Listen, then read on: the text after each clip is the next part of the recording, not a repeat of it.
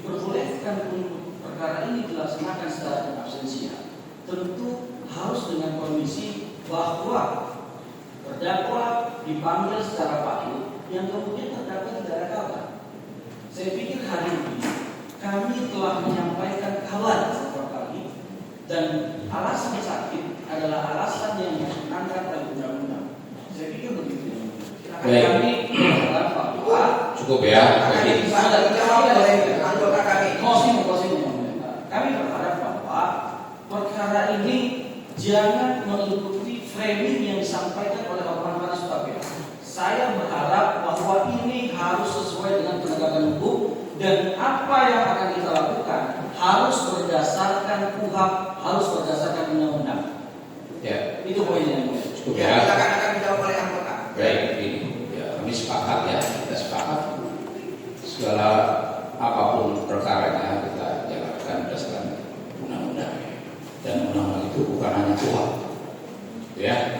Baik, tadi Ketua Majelis mengutip Undang-Undang Kekuasaan Kehakiman pasal 12 ayat 2, nanti silakan dibaca semua. Ya. Dan ini pembelajaran ya, bahwa tidak hadirnya terdakwa tidak berarti in absentia. Ya. Kalau perkara in absentia itu perkara tertentu, iya. Untuk perkara tertentu, tipikal HAM, pelanggaran HAM, TPPU, terorisme, itu boleh in absentia. Artinya sejak awal tidak ada terdakwa hadir, itu in absentia. Berbeda dengan perkara ini. Ya. Perkara ini diperiksa dengan hadirnya terdakwa, tapi dapat diputus tanpa hadirnya terdakwa dengan syarat pemeriksaan sudah selesai. Itu pasal 12 ayat 2 Undang-Undang Kekuasaan Kehakiman. Silakan dibaca. Kemudian dengan dibacakannya putusan, mengucapkannya putusan tidak menghilangkan hak-hak terdakwa maupun penuntut umum. Ya, apapun hak-haknya tetap dapat dijamin, ya, dilaksanakan atau dijamin haknya untuk mendapatkan haknya bersikap terhadap putusan yang diatur dalam 1960, ya, seperti itu. Jadi dengan juga kami setuju kita tidak berdasarkan framing siapapun, ya, apakah itu Hotman, apakah itu Rasman. Jadi kita memutus perkara berdasarkan undang-undang, berdasarkan fakta, tidak berdasarkan framing siapapun, gitu ya. Jadi Majelis Hakim sudah bermusyawarah untuk menjatuhkan atau mengucapkan putusan hari ini, ya. Nanti akan disampaikan hak-hak terdakwa maupun penasihat hukum oleh Ketua Majelis terhadap sikap atas putusan yang telah diucapkan, seperti itu ya. Jadi itu sudah tentang Majelis Hakim. Izin yang mulia. Jadi ini ya, ini tadi sudah disampaikan. Intinya begini, Majelis Hakim itu punya guidance. Ini saya selalu pakai ini kan, KUHP dan undang-undang, maksud undang-undang kekuasaan kehakiman. Dan yang harus diingat, Majelis Hakim bersikap impartial, tidak memihak, ya, harus ingat itu. Fakta hukum kita peroleh dari tuntutan dan penuntut umum dan pembelaan terdakwa dan proses hukumnya, ya. Itu cukup jelas ya, sehingga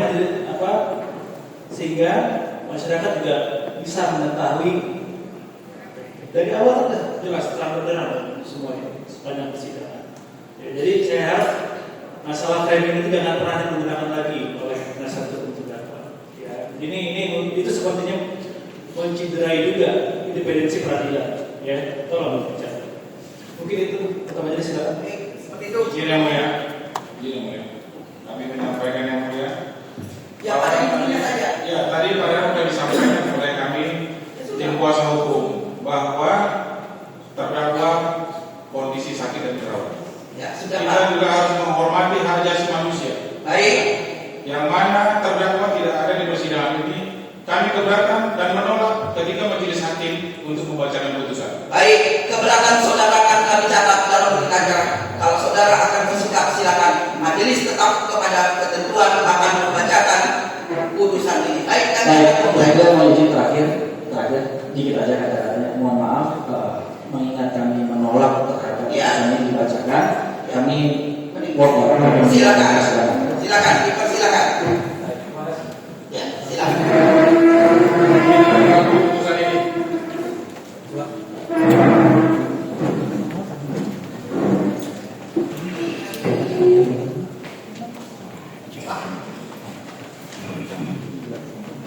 masa ada pula kalah. Baik, kita mulai dulu.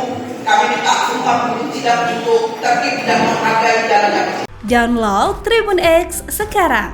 Menghadirkan lokal menjadi Indonesia.